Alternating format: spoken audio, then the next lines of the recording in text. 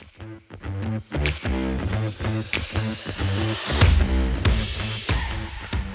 right, what's up, guys? We're back with another episode. This week, we're mostly just going to be recapping the first tournament of the year, or first two tournaments of the year. It was the PPA Masters and the Punta Gorda tournament. There was a lot of interesting results that we're going to cover. But first, Will, I got to tell the audience about the story that I told you the other day. Yes. Because I thought the story was pretty hilarious. What was it? I'm out playing with some friends that I hadn't seen in, I don't know, maybe 2 months, but they're both really good players. They're right on the edge of 5-0. Their names are Caleb and Sydney, if they're not already both 5-0s. I know Caleb and Cindy. Yeah, great players. Love playing with them. So it was me and my brother versus them. And then one of the games, it was me and Sydney versus my brother and Caleb. And there's this court next to us. And it's, you know, probably these 60-year-old plus, like, actual 3-5s. Like, definitely not better than 3-5. Sydney You goes would know, right? And what's that? I said you would know if they were 3-5. I would know. I can spot a 3-5 from a mile away. I can smell them. They've got a scent to them. So Sydney, just like on like a serve return or in the middle of the point, I don't remember. She goes to drive the ball. She just, hits a forehand drive and just like hits the top of the tape and it falls back on our side. Whatever. Happens all the time with drives. This guy, as soon as their point was over, he comes over to our court and looks Sydney in the eye and goes, "Hey, just so you know, if you hit that shot with more overspin, it'll go over the net." And he was dead serious. She said, "What did you say?" And he goes, "If you hit it with more overspin, that shot will go over the net." And I was like, "Oh my!" It was the most. I don't even like the word mansplaining, but this was like the most clear cut. Put this in the dictionary definition of it. You've got she's literally like the third best female in our state. Yeah, and then you've got this 3-5 telling her how to hit overspin, a forehand drive. Yeah, like what? Not topspin, overspin. No, not that it really matters, dude. But I think that's funny. I think it's just even funnier that he didn't even know the correct terminology. But I don't know. Unsolicited advice, I don't know how you feel about it, but I will never, ever give someone advice, even if they're not asking for it, they're not getting any advice. Like even tonight, I was playing in a league style-ish thing, and one of the guys we were playing, he would drive everything, and he was just going to hit the ball out most of the time. And we both kind of kept hitting him, and I was going to tell him, like, "Hey, dude, just, like, let him go. They're going out." And I was like, honestly, he didn't ask for this. It's not that serious of a league. Whatever. I'm not going to be that guy. Oh, that's freaking hilarious. And how did she feel about it? Was she just like appalled? She was definitely, she was razzled for sure. Oh, my gosh. When we all heard the story, we were definitely like, what the heck? Like, it doesn't make any sense. So, man, it's not going to stop. I have a few instances too of just like people saying stuff on the court. I went to just kind of like open play night where courts are reserved, and there's these group of ladies that always play, and they usually stay there for like 2 hours. But this one night, like some new gentlemen came to play. They're a little bit older, but they were actually fairly skilled. But they were playing with an indoor ball. And technically, like where they're playing was indoors. It's undercover, but it is regular like tennis court material, like on the surface. Sure. And one of the ladies was like, just really kind, or at least I was told that she's like, "Hey, you guys know that that's an indoor ball, right?" And the guy was like, no, this is the right ball. A pro told us this is the right ball. And I think it's the way that he said it maybe that irked her. Because he was really trying to help, but like he said it, he's kind of snapped back as it's matter of fact. And I'll give him a pass because, they're technically indoors, but that was technically like the wrong ball. So that's one instance of it. And she was just like, all right, whatever. They'll learn eventually. And I think there was one other time, it was a comment that I read on someone else's YouTube channel. This dude, I'm sorry, I forgot his name, but he did a review of the Selkirk Power Air, and he was coming from, I guess, like a Monarch paddle or something like that. And he was just giving his opinions, his thoughts. There's nothing wrong about it. But someone in the comments was like, you're clearly a beginner and maybe you should learn how to play pickleball a little bit more or better before you start giving advice and reviews to people. And then I was like, dang. And then not only that, but he followed up with this. He was like, and it's called a two-handed backhand, not a double-handed backhand. And I was like, yo, I had to respond to come to this guy's defense because I was just like, oh, wow. I said, yo, great video. I hope the power air serves you well. And I said to the other guy, I was like, dang, I didn't know that if I use the term double-handed backhand that I'd be stuck at the beginner level, quote unquote. Like it blows my mind how much, I don't know, I just don't understand the unsolicited advice. And I feel like women get it significantly more in pickleball than guys do. Guys obviously get it as well. But like if I went more so when I was playing in public, open play, public courts, not with, you know, my specific friend group or whatever, I would just see it all the time. And I just think it's funny because most of the time when someone gives you a piece of advice, they already know it. It's usually you messed something up that was very obvious. You know you messed it up. I don't know. Just don't be that guy on the court giving unsolicited advice. No one likes that guy. No matter how much you think it's helpful, in everyone's mind, they don't like it. Yeah, they're like, who is this guy? Sometimes that guy is me, though. I'm not going to lie. I'm like, you should have probably done it like this. Don't be that guy, Will. Don't be that guy. Don't be that guy. Okay, if you ever do that to me, off with your head. I'm just kidding. I will take advice from peers that I know well and respect. But if you're a random, don't give me advice. I guess I'm never ever taking advice from you ever, I guess. I mean, just you wait. Okay. But yeah. Last thing, just speaking of like court shenanigans, there was a story. Yeah. I have to give a shout out to Alex Tran and Matt Owano, who brought me this story from the tournament this coming past weekend. And it has to do with other, I guess, like calls by refs and other stuff that happens on the court. So I'm not too familiar with this rule, but I learned about it recently. So if the ball hits the net and it rolls over, but it hits the bar on the bottom, because some nets are rollable. You can roll them away, right? Yep. So there's a beam that holds, I guess, the net in place in the bottom. So if it bounces that onto that bar, I believe it's a replay, right? And this is what happened to Dylan Frazier and J.W. Johnson. They were playing against the Johns brothers in a match, and it was like a crucial time in the match, and it hit the bar, and so Dylan Frazier was like, oh, okay, replay, but the ref didn't see it, quote unquote, didn't call it, and they continued play, and Dylan, I think, was frazzled by it. He's like, yo, what the heck? And the ref said that it bounced, so it's okay, play on. But Don Stanley, I think the head ref, confirmed that call was incorrect. So I don't know. That could have been a turning tide. The difference between, I think the score was. Did they not get the head ref in that moment? I didn't follow the story closely enough to to see. But I think that was just a huge turning point for the match, and it also happens. I'm sure it happens to some other people. So I guess be on the lookout for that. Get a head ref involved if you see that happening when you're going to a tournament. But yeah. Pretty unfortunate. Yeah, Leah Jansen, actually, I got to see it in person last year. She had the opposite issue. She was playing singles, and I think she was the one who hit the shot.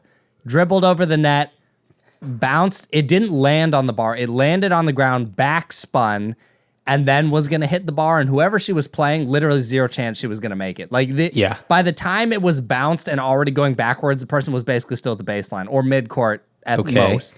And it hit the bar or clipped the bar or something. And obviously that's a replay is what the rule is. But Leia was mad. She's like, there is no way on earth she was going to get to the ball. So it was just it was the opposite situation. Wow. Could you imagine you hit a shot so good? It was so good that it had to be replayed. That's how good it was. Yeah. And actually what it might have been, I'm not 100% positive on this one, but I almost feel like it spun back into the net and then fell on the bar.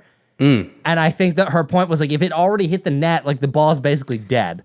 Yeah, so that's true. I don't remember if that's exactly what it was, but something along those lines, and it was kind of like, oof, that sucks. Yeah, they need to make those rules like better. I still think that if you hit the post, like that's just part of the net, and if it goes over or it goes in, like it's I kind of feel similar. Yeah. Okay. Yeah, I'm glad. I've thought about that. I don't feel strongly about it, but I have always thought it's just part of the net. Like, just let it be in play. Because doesn't that count in tennis? Yeah, it does. If it hits like the net or the post, like, and it bounces in, it's good. Yeah, I feel like that should just count, but who knows why it doesn't. You and I saw a similar thing with refs always make some mistakes, but we saw some similar stuff in Atlanta where a ref just missed a super blatant foot fault by Lee Whitwell, which is just hilarious. Oh my gosh! You mean the one she was dancing, she was moonwalking inside the kitchen? Yeah, literally halfway in the kitchen after volley and didn't get caught. And then we also saw, gosh, I don't even remember who was playing, but it was a men's match after it was raining, and the ref thought the ball, basically someone was in the kitchen, dinked it back, and she thought the ball hadn't bounced, so she called a fault. And everyone on the court was like, no, it bounced. And so, like, obviously it got overruled because everyone agreed. And then she did it a second time in the same match. In the same match. That's so bad. Yeah. And, I mean, here's the thing. I give these refs a break for the most part because, one, you're on the court all day standing. It's a thankless job to begin with. You're watching the ball. You're trying to keep track of all these things. You're going to make a mistake no matter what. It's just unfortunate when it seems like a simple mistake from the outside. But I honestly think most of the times when we criticize refs, that if we were in the same position for the same amount of hours for a whole 4-day weekend, you almost surely are going to miss something or mess something up at some point. Oh, yeah, for sure. I'm messing stuff up. I'm messing stuff up on purpose, especially if it's your matches I'm reffing, for sure. I would never play a match if you were my ref. Never. No way? I wouldn't take the match. I wouldn't take the match serious. Oh, dang it. I was like, I would totally ref it in your favor. I think I'd probably hit like an overhead, like in the middle of the court, and you'd be like, foot fault. Something stupid. But anyways, the PPA Masters as a whole, you got to watch more of it than I did. I did poke my head in and get to watch a little bit. I don't know if I did because I was really sick this whole entire weekend. So, dude, you got to stop getting sick. Every time I get sick, you get sick after me. That's got to stop. No, I know. It's freaking annoying. It's like you somehow infect me over the phone or something. It's just a 3-5 thing. I don't know. You'll get it one day. Okay, anyways. You got to take your stuff. But the first big thing that everyone asked about, of course, and everyone wants information about, yep, Ben's new paddle. Yes. No, I don't know anything about it. I do not have it yet. A lot of people are like, I know you have it. You have to have it. And I was like, no, I promise you I don't have this paddle. Oh, you know, it's funny. I joke around like I have it. Like when people ask me, I'm like, oh yeah, that's the new Yola Perseus. Like I say, it's like a matter of fact thing. Like I know, it's their new prototype paddle. You should just start saying stuff like, oh, it's got 2,500 RPM. Just something ridiculous. Mm-hmm. But yeah, none of us know anything. To be honest, my best guess is that it is a thermoformed paddle, like all the new ones, 6.0, Legacy, Carbon, Vatic. I'm almost positive. If it's not thermoformed, I'd be shocked because it just would not make sense to release a paddle that isn't and is raw carbon fiber right now. So we'll see. But yeah, I don't know. Looks like Ben played well with it. That's all we know. Yeah, I heard he was hitting backhand winners like up the line, which he normally doesn't do. I don't know. Yeah, dude his serve looked like a missile. It did? Yeah, it's just that ball looked like it was moving real fast. I can't tell, like, from the streams. Like, the balls, honestly, don't look like they're going that fast to me. But, of course, like, when you see them in person, they're rocketing it at you. But, I don't know. Couldn't really tell. Definitely. Well, we'll keep you updated. Yeah, guys, we'll keep you guys updated on this paddle if and when we get them. We should hit up our Yola reps. Yeah, probably should. Okay. Well, next up on the list, let's go over some potential upsets. JW and Dylan almost upset the Johns Bros. Did you see some of that? Yes. You watched it. In. Okay. I didn't see the happened? whole thing. I tuned in towards the end of the second game, and I believe I saw that Dylan and JW were up 9-7, and they had already won the first game. So I was like, oh man, this is going to be like such a good upset. And then, they would work so hard to get the side out, and then it just felt like the Johns Bros got the side out back very quickly. They'd miss a third shot drop or something that felt relatively basic. And then Johns Bros ended up winning that, and then I think they won the third one like 11-4. I mean, it goes back to like what happened, and maybe they got tilted after that bad call when the ball tipped the net and hit the bar on the bottom. It wasn't that match, was it? I think it might have been that match because it was the times they played the Johns Bros, so it must have been that match. Oh, shoot. Okay, well, it must have been that match. I'd love to know which game that was in because that would really suck. Yeah, for sure. Momentum if it was swing. In like the second or third game. But yeah, I was hoping they would get the upset. I thought that would have been pretty cool to see. But unfortunately, they weren't able to pull that one off. Yeah, well, speaking of upsets, well, actually, before we go into the upsets, like, let's just say, like, there was nothing surprising that happened in terms of results. Ben Johns, Triple Crown, so he won singles against, was it Federico? Federico Staksrud, and then doubles with his brother against Riley and Matt Wright. And then, of course, mixed, he played with Annalie Waters, and it was against... Was it Riley and Jesse Irvin? Yep. All right, took that. And of course, Annalie Waters also triple crowned, right? Wow, shocker. Never would have thought. She has just been crushing it, like dominating. I don't think anybody else has been, I don't know, nearly as dominating as her on either side. Honestly, we got to ask, like, what makes her so good? We got to ask some of the pros who play her, like, why can't you guys beat her? Right. Yeah. Okay. Well, speaking of other upsets, another noticeable upset that I remember everybody was talking about was Ryan Sherry pickling DJ Young 11-0, 11-0 in the second round. What'd you think about that? Did you hear about that? I heard about that, but I don't really know if I'd even call it an upset because DJ doesn't play singles. This is true. You're right. I wouldn't say it's an upset. Because was this his debut, his singles debut? As far as I'm aware, I mean, I'm sure he's played singles before, or I would think he has, singles. But for PPA, and my guess is probably just to stay fit for MLP. Obviously singles is important. Speaking of which, I mean, he had a notable win in his first round. I think he played against Rafa Hewitt and he beat him. Yep. So that's good definitely win for a solid DJ. win. For sure. Yeah. No, that's good. But yeah, I don't know. With Ryan Sherry, obviously he's pulled off some good wins. He made it to a final last year, beat Julian Arnold, and then beat Tyson McGuffin recently, and then had to play Ben. Like, if you beat Tyson or Julian, like, those are some veteran singles players. So I probably would have put my money on Ryan in that match. True. Well, speaking of Tyson, he was upset by upstart, our boy, Christian Alshon. Yep. Dang. Did you watch some of that? Or I'm sure you saw the highlight. Actually, I think I've seen absolutely nothing from it. Oh, really? There's one highlight that was running around. It was like Tyson up at the net. He was completely in control. He hit something super wide, and Christian Alshon was out of the frame. Like, he was so far back behind the baseline, but he's able to like reach back, and I don't know what he does, but he scoops it, and it's like a perfect drop shot. Tyson's still in control. He drops it to like short left. Christian gets to it. They get into a quick little hand exchange, and then Christian finishes it off with a scorpion, to Tyson's I actually backhand. think I did see that. Now that I think about it, because I remember seeing one highlight, and then I remember Christian was super pumped up. Other noticeable, performances. I got to give a shout out to Connor Garnett. You know Connor Garnett? I don't know much about him, but I know he's a solid player because he almost beat Ben at a tournament in December, I think it was. Yeah, he met him again this tournament in the semifinals. How did it go? Well, here, let me give you his run. So round one, he beat Pablo Tellez, not a slouch, 11-8, 11-6. Round two, he beats J.W. Johnson. Definitely not a slouch. That definitely not a slouch. 11-7, 11-5. Okay. Third round, he beats Ryan Sherry. Ryan Sherry took him to 3 games. 11-9, 8-11, 11-7. And then in the semis, he beats Ben Johns 11-5, 11-5, 11-3.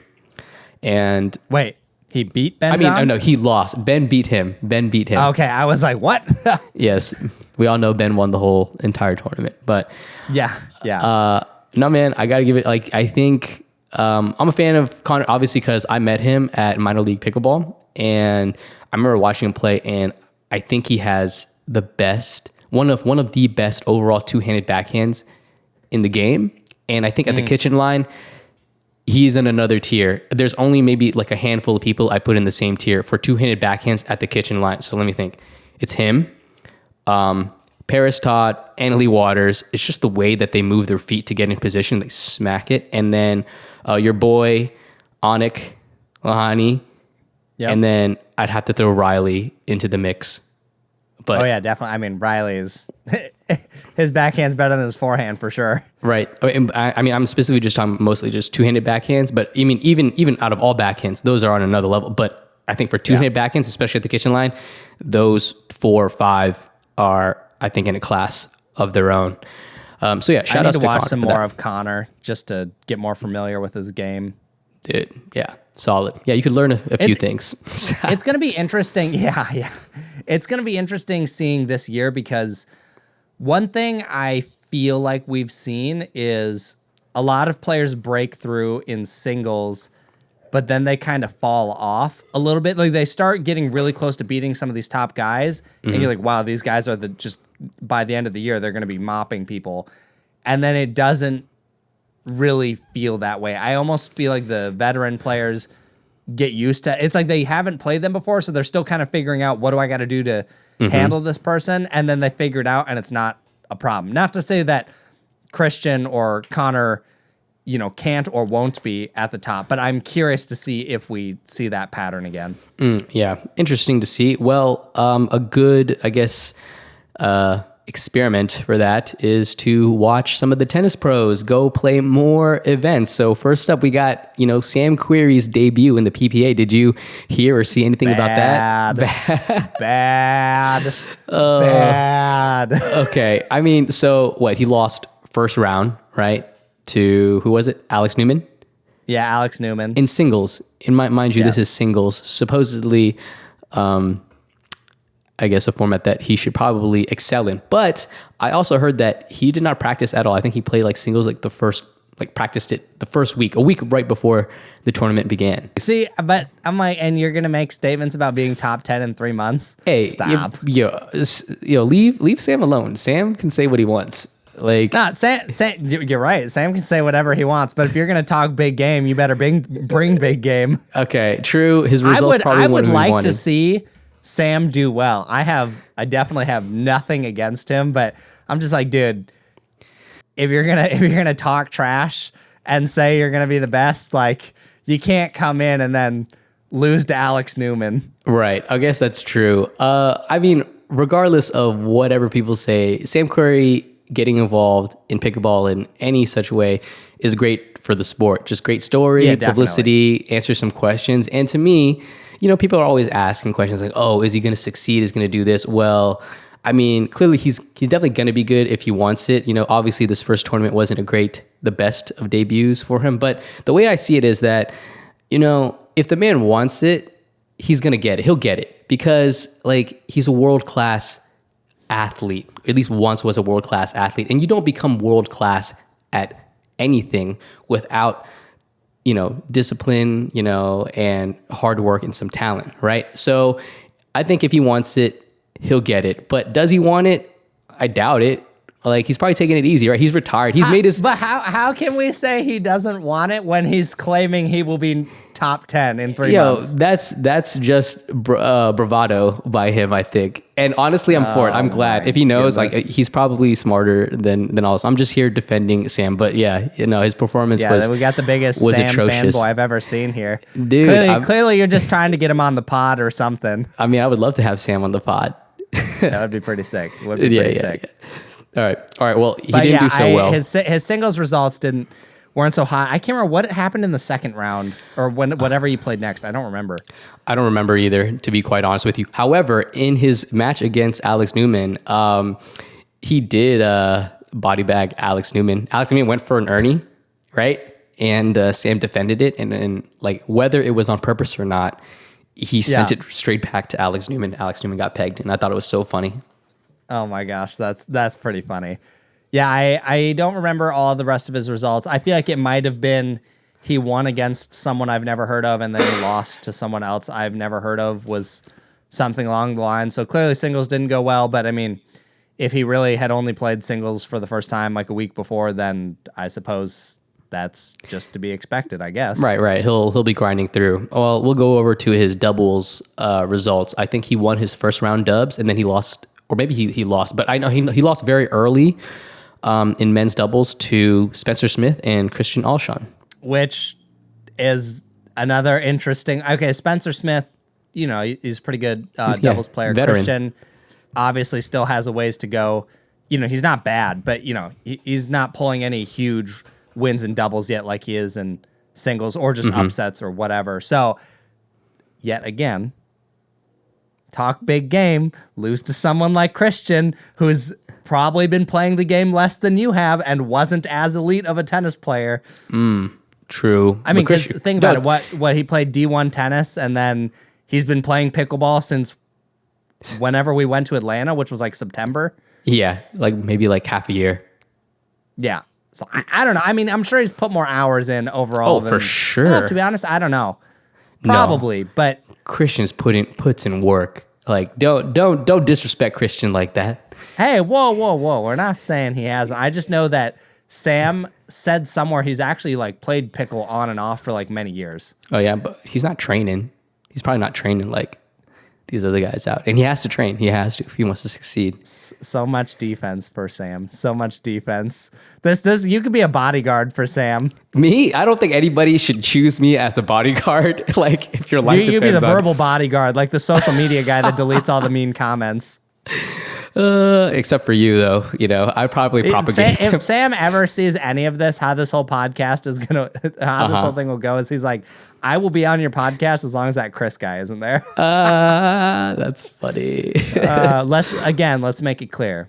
I have nothing against this man. Of course I just not. think it's funny. Yeah, with yeah. the big game and then not much. But what was the rest of the doubles? Let's see.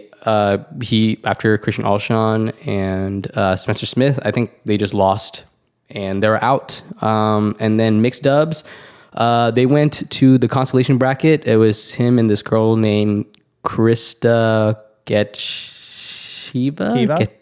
Yeah, I've talked to her a little bit actually. Oh, you do? Oh, awesome. Oh, yeah. So you know her. They won. They won the whole back draw. Oh, nice. Yeah, for mixed. That's good. Yeah, so that's so. What pretty did they good. get? Third? No, I don't think the back draw goes into like you can get bronze or something. You're just like the winner of the back draw. I think that's fourth. Wait, what? So they lost won every other match and didn't get bronze? That's not how that works. I don't know how PPA is doing their brackets now. So, unless something drastic changed, I don't think that's how that works. I know we can look at the results on tournaments, pickleballtournaments.com, but I just know they won the whole entire back draw. So maybe that's bronze, maybe it's not. It's probably bronze, I guess. Okay. Well, the next interesting thing, I did see this match, and holy moly, I was like nervous the whole time. What was it? Dude, Thomas Wilson, Vivian David in mixed against Matt Wright and Lucy. Did you see any of this? Dude, what happened? My gosh, it was crazy. Okay, so I tune in, and it looked like Thomas Wilson and Vivian won the first game, and then I see that they're coming off of a timeout, a medical timeout possibly, and all I heard was, yeah, Thomas like doesn't look like he's doing so hot, something with his heart, and I was like, oh, okay, that's kind of weird.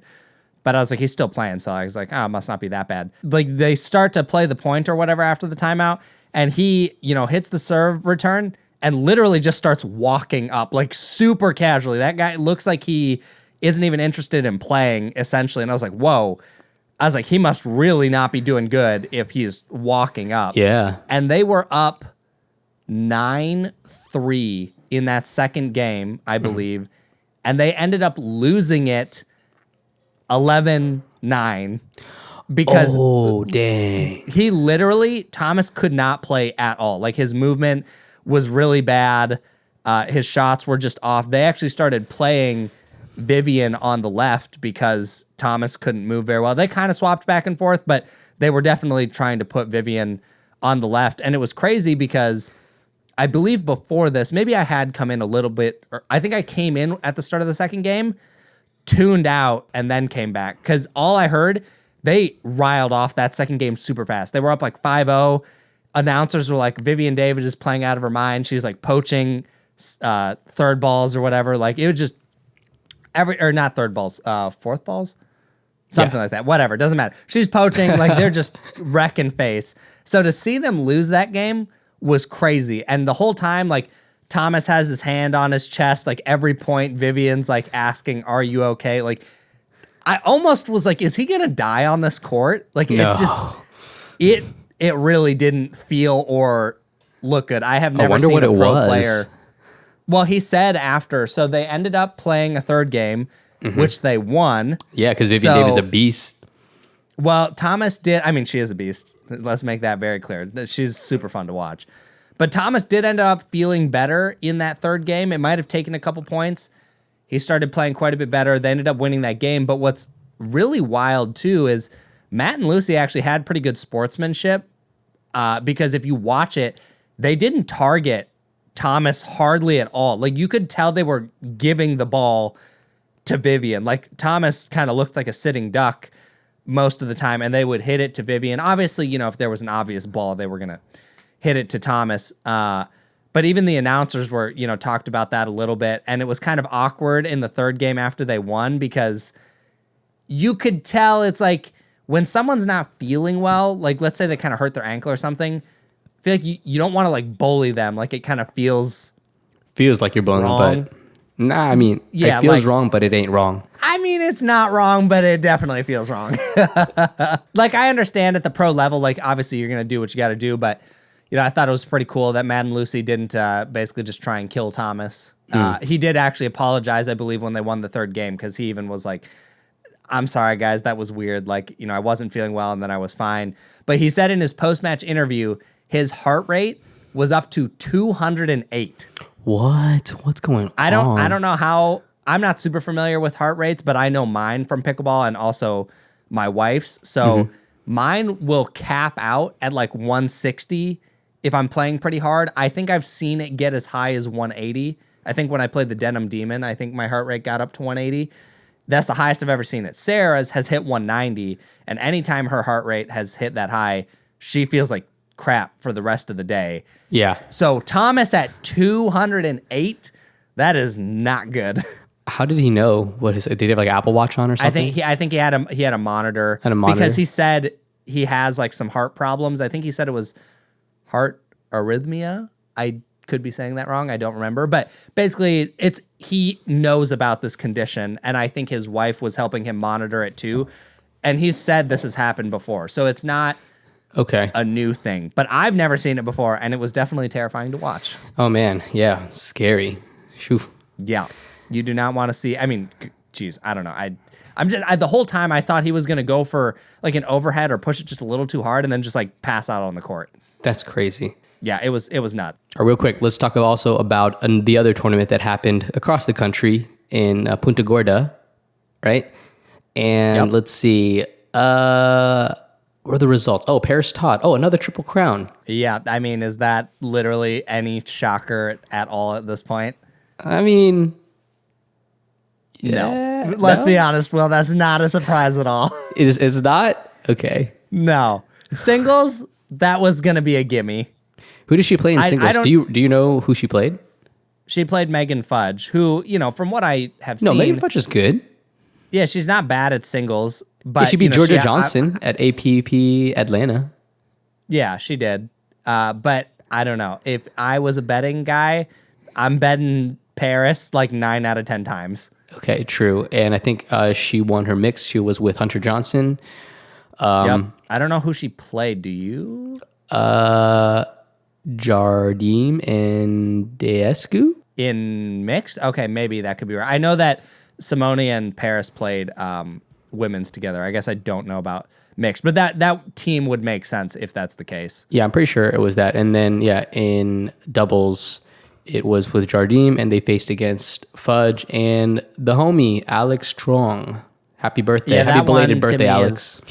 Not surprising to me. I mean, no offense again to either of them, but again, it's Paris and Simone versus Alex Strong, who I've never seen in a final before. Awesome person, by the way. She's very funny. Great person. Let's just make that clear. But if I was a betting person, 10 out of 10 times I'm betting on Paris and Simone in that one. That's true. Okay. And then also, what else? Mixed, I will say, though, if it was Simone and Dasku, that is like, I could see that match flip-flopping a little more. Yeah, that's definitely a good win for sure. Dasku's no slouch. And I mean, Simone is veteran, Yep. Other noticeable things that happened at Punta Gorda, it's Noah Rubin. He also made his pro debut. And how'd he do? Not so good either. Really? Yeah, I don't think so. Let me see.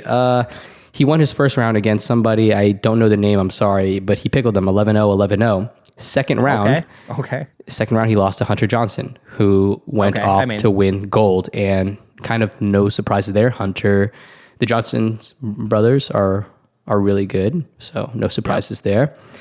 And in doubles, I didn't follow it too much. In mixed, but he lost.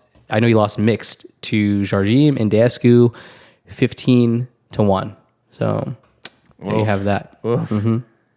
That's rough for sure. Yeah. Well, just goes to show you, tennis pros can come in, but they are not going to be as good at doubles right away. They might be good at singles, but doubles we know this. Like, obviously, we've seen it before. Doubles takes time, but I don't know. Everyone is just so obsessed about tennis pros coming in and just thinking they're going to clean up shop, but that's just not like how it clean works, up shop. in my opinion. Yeah, clean up shop like right away. No, clean up shop. There's just so much nuance maybe to doubles. Singles, whatever. Like, I'll give you that one. You can come in, you can be really good right away. But doubles, I honestly don't think we will ever see a tennis pro come in and then just like 2 months they're just dominating doubles. I don't think that's going to happen. Yeah, agreed. There's too much talent coming in right now. There's too much solidified talent, and these people are just practicing all the time. It's hard to break through now. More so than ever. Yeah, definitely. Did we have much more from either of these tournaments? I think those were most of the big points. Those were, most of the big points. I didn't have much else from the tournaments, to be quite honest. But it was exciting to see that, the first tournament of the year just got off to a great start. I think it just bodes well for the rest of the year. I'm also pretty happy to see, I guess, good attendance and good performances at the APP as well. Was there good attendance in terms of pros or just pros people in general? Yeah, just pros. I don't know about people in general. I'm sure there was quite a few people there in attendance, But I will say though, and it's so unfortunate because again, I'm a big fan of the APP. I've really enjoyed their tournaments. I think they're well run and everything, especially for the amateurs. But I didn't even turn on the APP because I was like, the PPA is just going to be infinitely more entertaining. You know what I mean? It just feels like, obviously, we've got pros that we all know, but when you've got, I don't know, Ben Johns versus JW and Dylan, are you going to turn on the APP when it's like, I don't know. I don't know. I don't see myself turning on the APP much anymore because I don't think the matchups are going to be nearly as interesting if the PPA is on. I can see that. Well, we'll see how pickleball unfolds. We never know. There's a whole entire year, and we saw how much changed in 1 year last year. In like 2 months. 2 months. It was 2 months. You're right. 2 months. So yeah, I mean, even a month if you want to shrink that window, how much things change. So maybe 2 months from now, PPA's dead, APP's the new king. Everyone, I'm just kidding. That's sure what pickleball feels like sometimes, where just the landscape changes so unbelievably fast. It's just so hard to keep up. Yeah. I don't really have much else. I mean, I'm looking forward to our trip to the first MLP, which is happening real soon, a couple weeks. Yeah. I think that's going to be fun. Probably get a little bit of content out there. Obviously, we've got a lot of podcasts lined up. We've got a bunch of pros and some interesting people lined up for the podcast. So be ready for the next month, maybe even 2 months, to see some good interviews with some pros and just, other interesting people within pickleball. We're going to try and get a bunch while we're in Arizona. And if you guys are in the area, hit us up if you want to play. Or if you just see us at the tournament, hit us up and let Will know he's a 3-5. We'll see about that. Don't you ever come to me and tell me I'm a 3-5. Just kidding. All right. I'll keep the shirt away from you. I won't give you one. You're right. No, give me the shirt. I need the shirt. Yeah, see, look how the tables have turned. The 5-0 is begging for the 3-5 now. I don't know if I'm 5-0, honestly. Have you checked my duper? I'm pretty sure my duper is lower than yours now. I think I did see it was lower, which is hilarious. There's an asterisk of my doubles duper. I was at like a 4.45, and now I'm down to like 4.2 with an asterisk. And I think it has to do with the half-life. Like I haven't played matches or something. But here's the thing. Hey, duper, if you're listening to this, like why aren't my matches from minor league pickleball in duper? I guess maybe it's because it wouldn't be on major pickleball tournaments. Is that that's why. So if it's not on, I don't believe Major League Pickleball gets entered. And well, especially because that doesn't make any sense. Major League Pickleball is like isn't Duper one of their partners? But it's also not the same format, which would probably mess some stuff up. It's rally scoring to 21. True, I guess that's still annoying because I put in work during that event. Yeah. That's all I'm saying. Gotta get good, man. Okay. Anyways, my singles duper is still pretty high though. I'm gonna go pay somebody. I know some people at Duper. I'm gonna talk to them about making sure your duper stays right where it is. This guy. Because mine's like a 4.31 right now, so I've got you by just a little bit, but I've got you, and I will hold on to it for dear life. You should probably screenshot it now and just frame it, and then put a stamp for a date. Oh, you think I didn't frame it? I'm actually going to bring it to you as a gift in Arizona. Oh, ridiculous. Guy. Oh, also, I'm just going to put this out here just so everyone knows that Will ruined my life a little bit. What? So what happened? The first melon hat that I got was a gift from Will for Christmas. I loved that hat so much that I went and bought 3 more of those hats for myself. So just know that I never thought I would spend this much on hats. It honestly feels ridiculous, but I'm telling you guys, it's by far the best hat I own. I'm actually not wearing it right now because I just got back from pickleball and it had some sweat stains on it, so I got to clean it. But love the hats. So I wanted one. I wanted some for casual wear and then some that I use for Please pickleball, tell me so I have more you bought options. some different colors than the ones that I have. No, I made sure to copy you so that people can't tell us apart. That'll be when. Oh, gosh.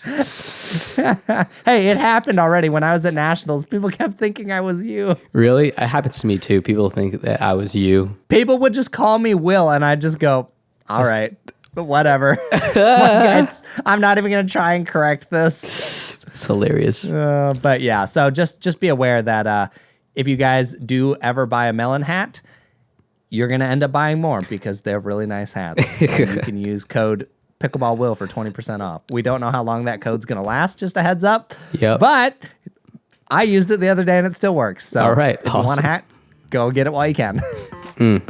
But yeah, that's about all we got. We will see you guys in the next episode, I guess. Yeah, see you in the next ones. Good stuff.